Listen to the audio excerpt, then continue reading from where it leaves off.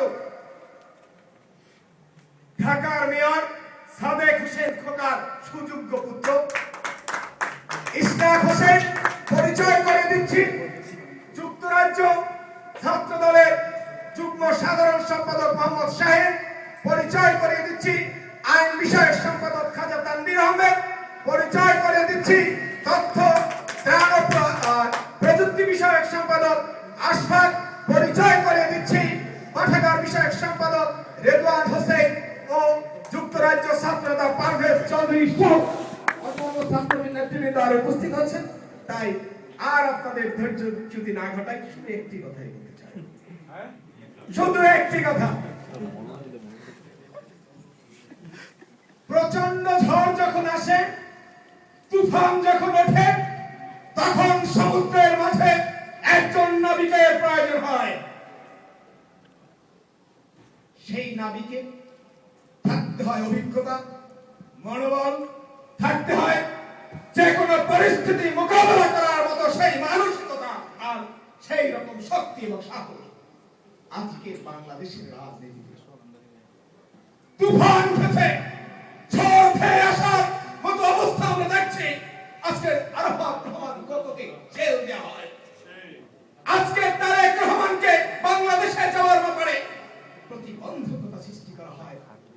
এই যে ধেয়ে আসা ঝড়ের আলামত, এই আলামতকে মোকাবেলা করার জন্য সেই নাবিকের আমাদের প্রয়োজন।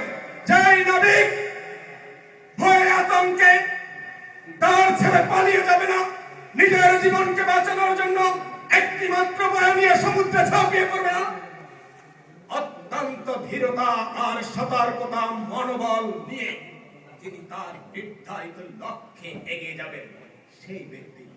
আর সেই ব্যক্তির ডাকেই আমার উপস্থিতি, ছাত্র নেতাদের উপস্থিতি, সেই ব্যক্তিকে আর পরিচয় করিয়ে দেওয়ার অপেক্ষা রাখে না আমাদের এম এ মালিক ভাই।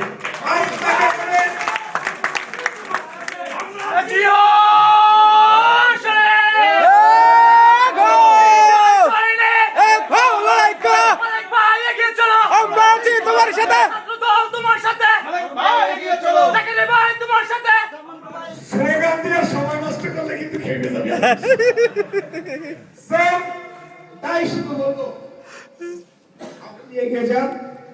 সুরমার প্রতিটি মানুষের হৃদয়ের স্পন্দন যে প্রমাণ হয়েছে আপনার পাশে আছে, তার পাশাপাশি যুক্তরাজ্য ছাত্র দলের মেধাবী এবং রেগুলার এবং সম্ভাবনাময়ী প্রতিটি ছাত্র নেতা ছাত্র আপনার সাথে একাত্মতা ঘোষণা করছে।